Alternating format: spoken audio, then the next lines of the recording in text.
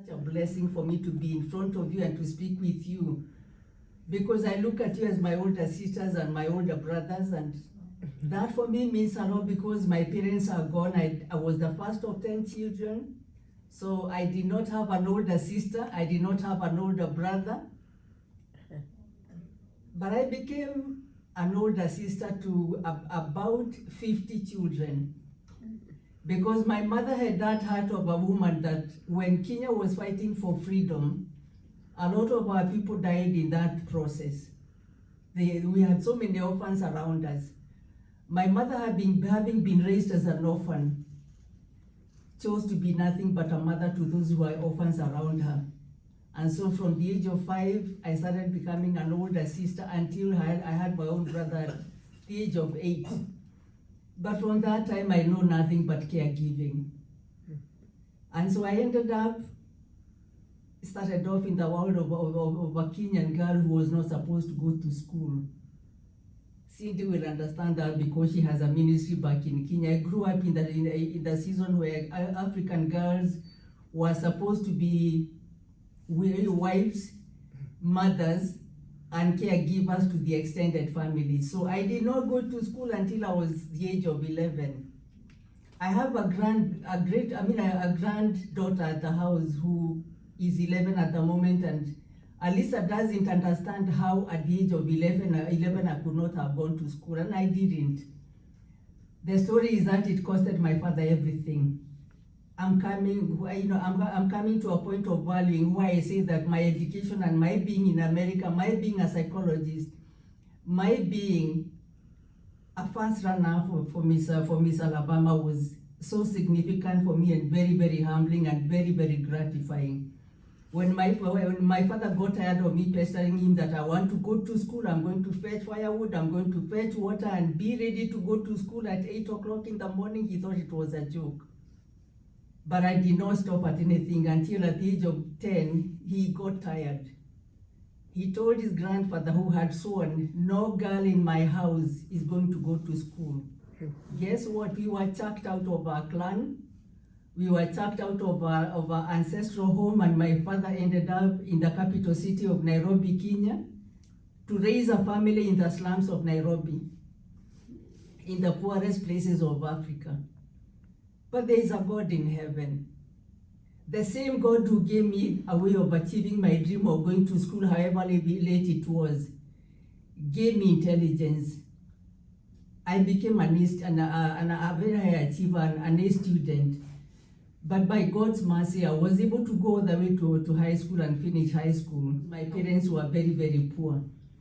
And so I chose to go to become a secretary, and from there I did a lot of other things. Got married, had 4 children. Today I claim to be a mother of 6 because I have 3 daughters and 3 sons, 2 daughters by marriage, daughters I love. I have 5 grandchildren, precious little angels in my life that I never saw because in the process, domestic violence, domestic abuse, 2 attempted suicide. Yes, I did. And I say this because I know however old you are, these things will run in your mind. I didn't say that I'm also a full-time mental health provider, I'm a psychologist. And I also know that however old or young we are, things will happen in our lives. Grief, loss of this, loss of health, loss of this and loss of the other, loss of careers. Many of you here may be veterans and you are not where you are supposed to be, and we honor you for that. You may have been a teacher, you may have been a nurse, and you're no longer doing those things, and I know that brings grief. So I became a death and grief therapist. I did not go to college until I was 56. And I thank God for that. So I take nothing for granted. Even that's why I said at the very beginning, for me to be standing in front of you here is not something I take for granted. Thank you for giving me the chance to say that I am honored and humbled to be among you. Because I look at every one of you and I say that when I give my story to other people, I always say that I'm giving my story. But I know each one of you here has a story. Every one of you here has a story, and a beautiful story. When Kim invited me to join the Miss Alabama pageant, I told her no. Women at my age don't do pageants. Because it is participating in a beauty pageant, they would have looked at me and asked me, you? What's wrong with you? At your age, we don't do such things. We don't stand in front of people and brag about how gifted we are. And you know what? You are the best person to tell your story. And so I'm encouraging you that even as we do this, I want you to realize that there is a story inside of you that needs to be told before God takes you home. Amen? Amen. And so I told Kim, I don't feel comfortable because this is not like me.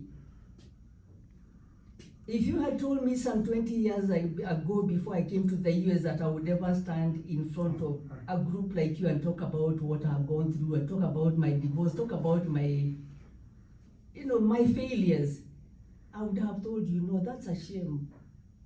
Are you there? And maybe you're thinking that there's something in me that I don't need to tell other people because I feel ashamed. Guess what? God gives you honor for what you've gone through. And Joyce Myers tells us, God will give you beauty for the ashes of your life. I don't know what your failure is. I don't know where you're hurting. I don't know what for you. I came here to say that going through the beauty pageant gave me a chance to realize that, wait a minute, you mean I could be beautiful? This is our Miss Alabama, our Miss Alabama for last year, and it was an honor walking behind her. It was an honor walking behind you, Cindy. And it still is. And guess what? She has also gone to Africa, so she knows when I say that African women don't do any pageants, she understands what I'm talking about. Because we are supposed to be under the table. We are supposed to be heard but never seen. We are supposed to listen and never say anything. Raise our children in quietness, serve our community saying nothing, never giving our ideas, but poor penny. Because there was a brain inside of me that could never go quiet. I couldn't control my thoughts. I couldn't control saying this is what I want and I know what I want and I want it with a passion. And that's what I'm sharing with you. Is there something that you want in life before you go? I want to encourage you, want it with a passion and don't give up on yourself. Don't quit on your dreams. I don't know how many minutes I have. I don't want to take her time. But I want to say that if there is something in you that you are dreaming, if I could go through a pageant after saying no vehemently and telling Kim over and over and over, I'm not doing it. But those of you who know Kim, she doesn't quit. She will not stop at anything to ask, you need to do it. Please do it. You have this. You have a story. And you know what she told me? We are not just interested in your beautiful face. By the way, you have a beautiful face, but we want something beyond that. We want your story. And that is what I'm asking the rest of you. Maybe you feel like me where you feel like, I'm not beautiful enough. I don't have much to offer. I come from a very poor origin.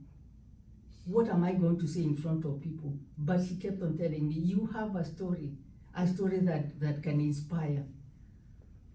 Going through a beauty pageant gives us a chance to encourage other people. It doesn't matter where you have failed.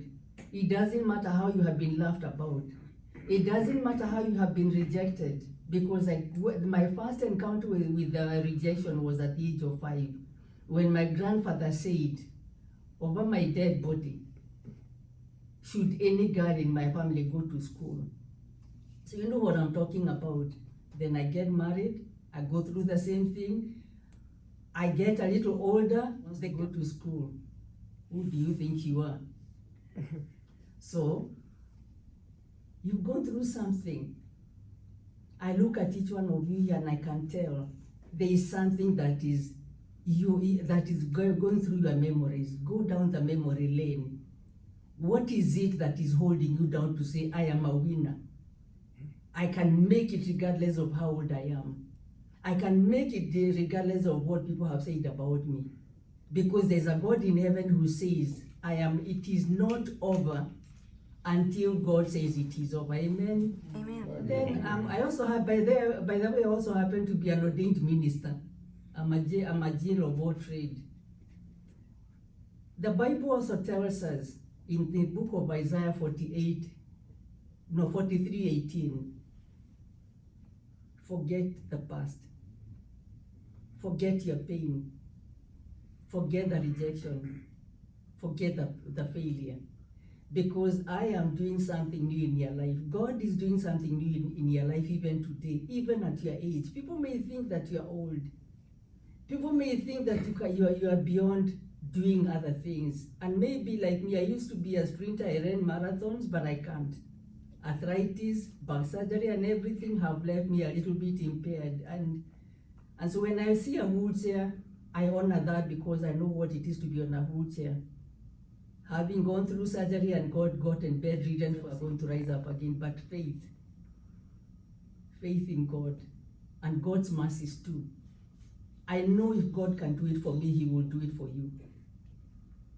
I want to say whatever you're asking God, whether it is about your children, whether it is about your spouse, whether it is about your friends, I know there is a God who says, don't quit. It is not over. He's doing something new in your life, but just don't quit on yourself. And so I went for the pageant. I've never been the same since that day. When they gave me the first award, I thought that was it. First runner-up, Miss Alabama. I'm also the Miss Senior St. Clair, and I love that. Let me say something. Let me say why I'm feeling so humbled and so honored even to have all these things and to be around you. Remember, I'm a foreigner, I'm an immigrant.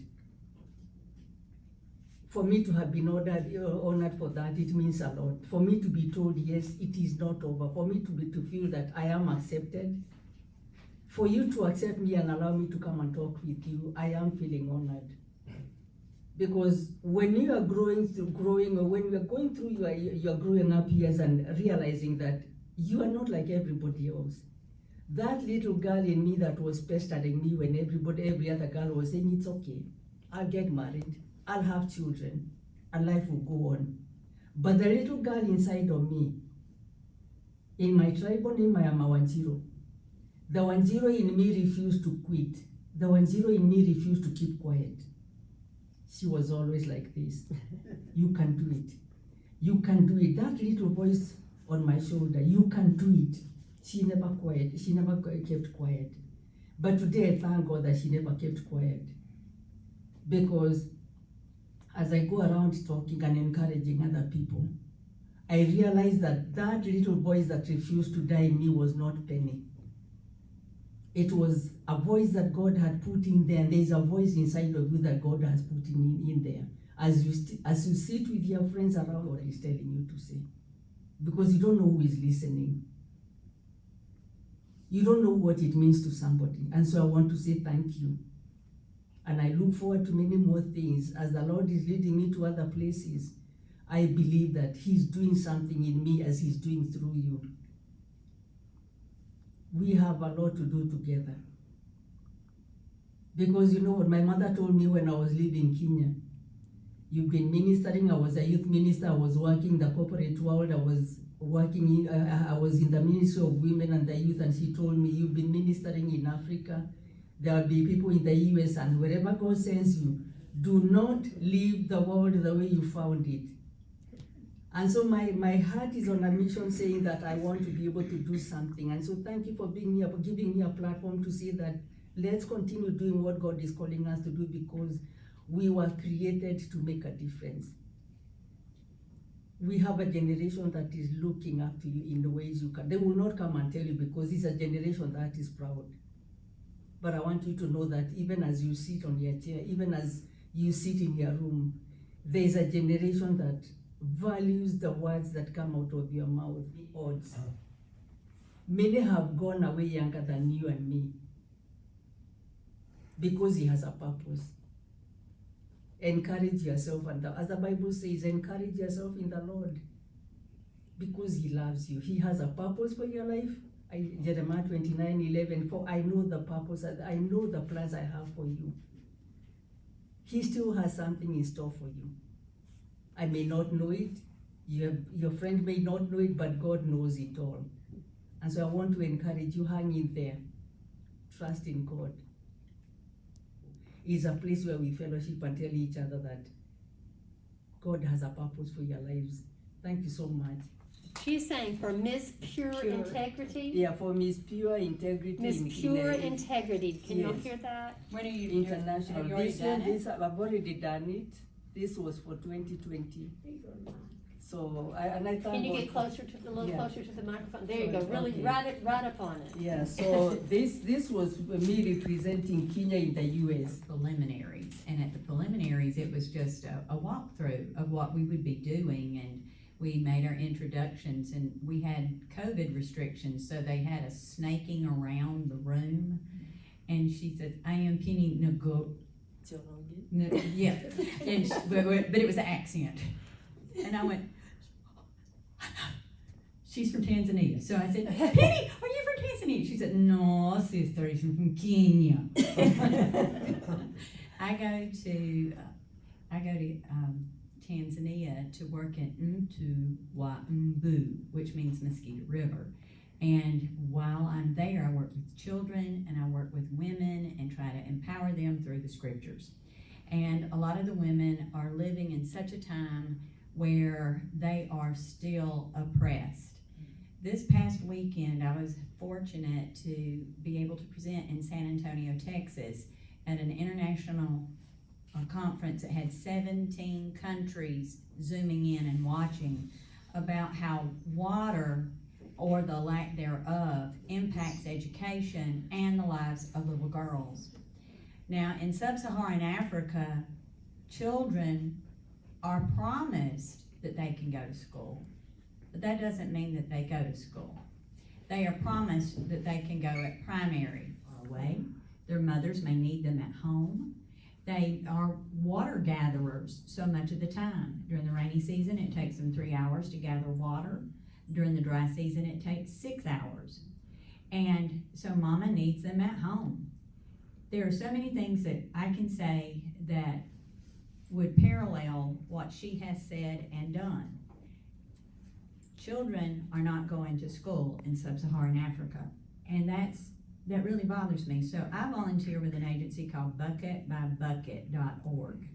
And Bucket by Bucket is all volunteers, and we are drilling wells in sub-Saharan Africa right now in Tanzania. And as we drill these wells, we are giving women an opportunity to socialize in a clean environment where they can gather their water and get back home, where girls can more easily access water and get home, and it's clean. So that's a big thing, but they get to socialize. They don't have to spend the entire day in isolation water gathering. Another good thing that we're doing is we're working with the government, and we're beginning to drill wells at schools so that little girls can go to school, get their water, and have big brothers help them take it home at the end of the day. This is important because they don't have the sanitation. I am appalled by it, but COVID made it worse. In this past year, 220 million children in Africa did not get to go to school. It is expected that 20 million people additionally went into poverty. This year, it will be 40 million people added to their poverty rolls, and they're already poor. It's striking. So we have that in common, that we love our brothers and sisters in Africa.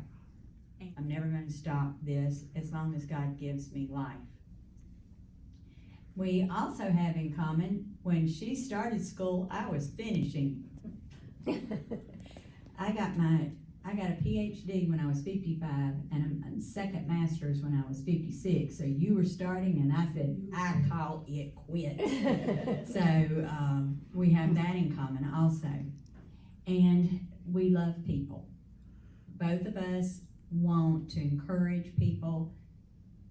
There is never a day in your life that you don't have something to give to another person. There are so many different ways that we can minister to others, whether it's knitting, crocheting, writing a card, making a phone call, sending a text. We can do. And I want to encourage each of us to continue to do for others. While there's life, there is hope. And that wasn't what she wanted. She was engaged in her assignment. She wanted attention, whether good or bad, it was still attention. And I didn't want to write her up or make a big deal out of it. Just go on. Education is that important. So the next day, here she comes back. You were wrong, wrong, wrong. And I said, what do you mean? They do too have old lady pageants. There's Miss Senior Alabama. And I went, what? She said, yeah, I dare you.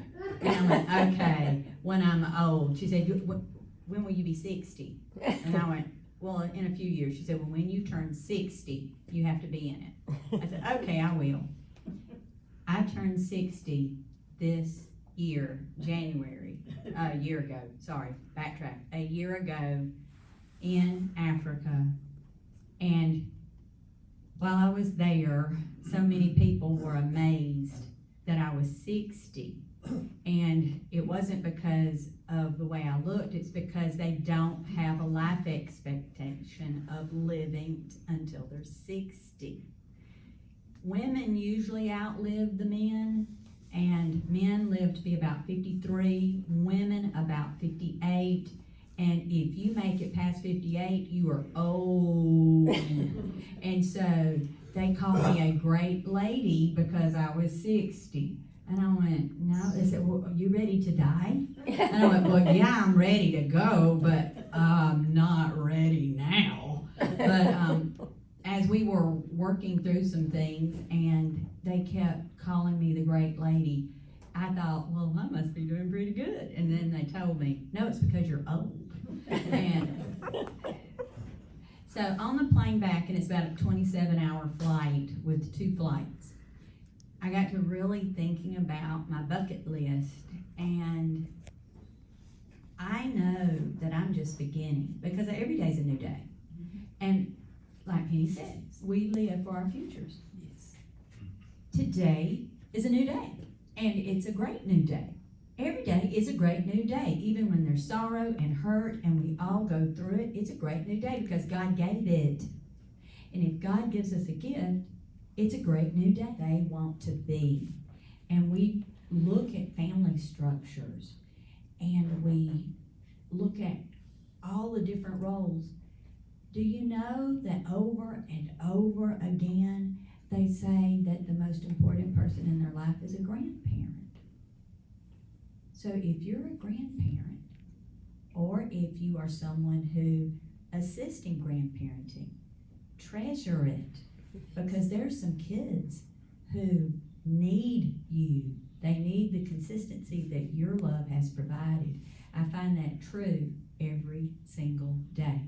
So we're building the family that we want in my classes. Another thing I'd like to talk about is the idea of going to a pageant is kind of daunting. When I was on the plane and coming back and I was thinking about it, I said, man, I need a sign. When I got back, I ran into a lady that said, guess what I've been doing? I've been judging preliminary pageants. I went, man, slap me with a stupid slap. That's the sign. You know, I have it. I know what I'm supposed to do. And I never felt like it was too overwhelming, because what I was feeling as a new person, Penny was feeling as a new person, and all those other first-time women were feeling it too. But there was a support team, and support, wherever you get it, is very important. I'm going to go support the new queens as they compete. I'm looking forward to that. I'm going to go on the day that there's going to be a new winner. But the support will continue after that. It's a sisterhood. We're like sisters. And it's not about the outward. if it's about the outward, then it's not for me. It has to be what's your inside out. The inside out is the most important thing that we have, because God sees on the inside. Now, if it's an exterior shell, then that's all it is a shell. And that's not for me. Would you agree? Fully. It is not. If it's all about our outward shells, it's not for me. With mental health, no one can touch that. What Kim does to help as a chaplain cannot be touched. What I do, I hope, by encouraging women, whether it's through Bible studies, I teach Bible classes, or by going to Africa, by Zooming with women from around the world, however it is, if we do not encourage each other on a daily basis, then we are losing opportunities that we should never let go. Never. And I'm going to tell a story on you. But don't tell everything. Okay, I promise I won't tell too much. And when I go to Africa, I have to be completely covered down to my elbows with a sleeve right here. I have to wear the long skirts, and because if we do take public transportation, and y'all, you do not know what public transportation is, because you're going to be beaten black and blue from banging around in that, what's it called, a dolly?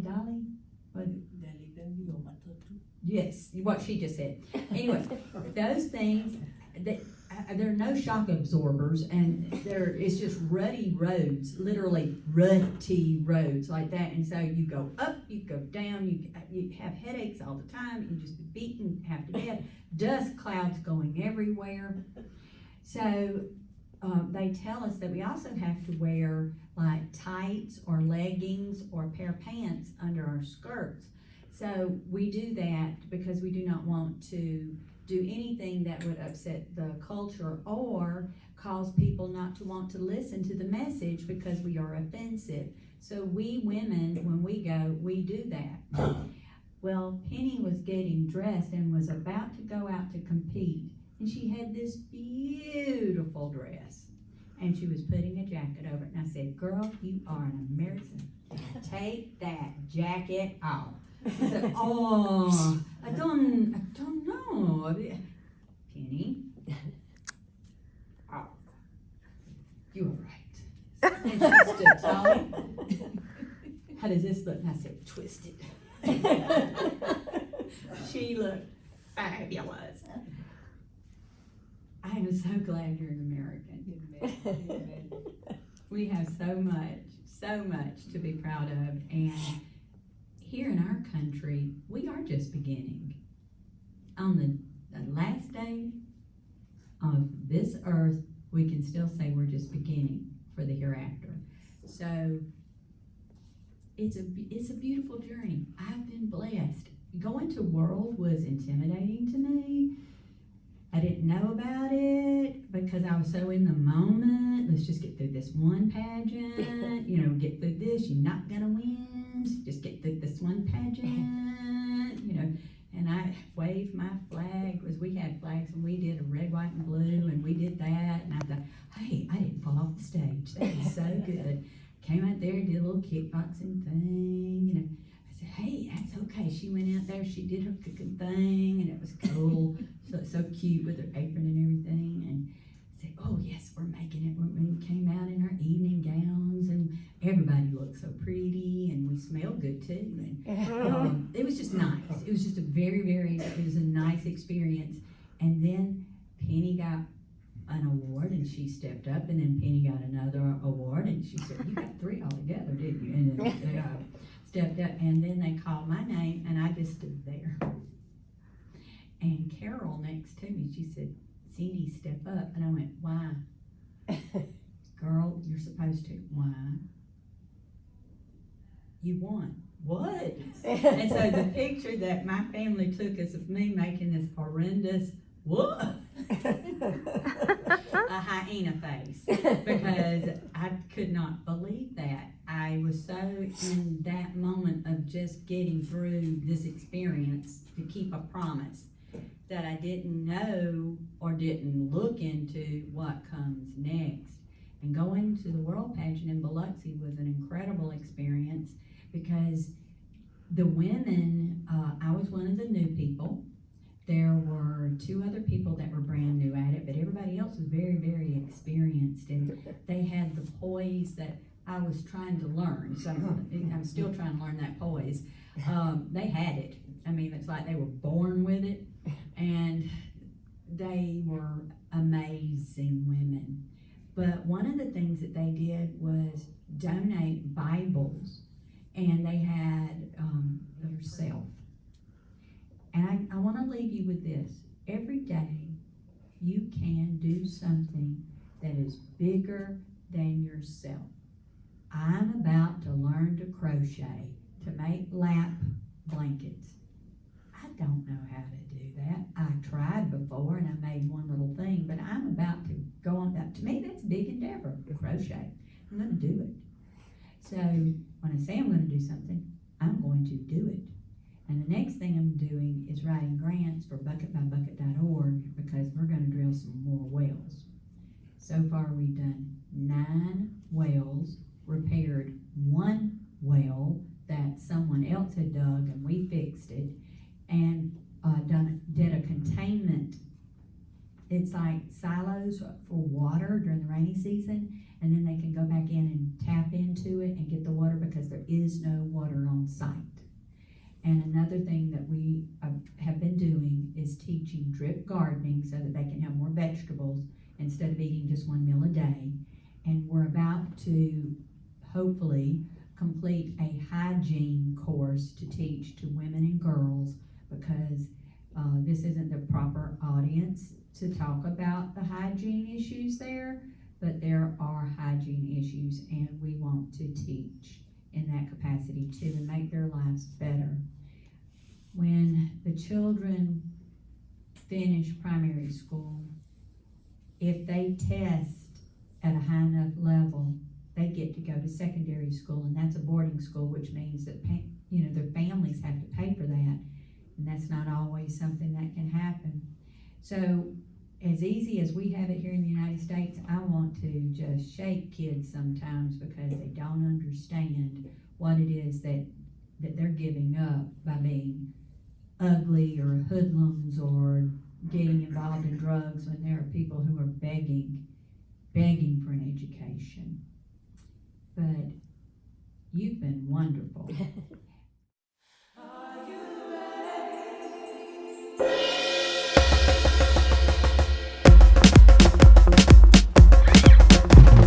Somewhere in the world, the sun shines right now. Somewhere in the world, the sun shines right now. Somewhere in the world, the sun shines right now. Somewhere in the world, the sun shines right now.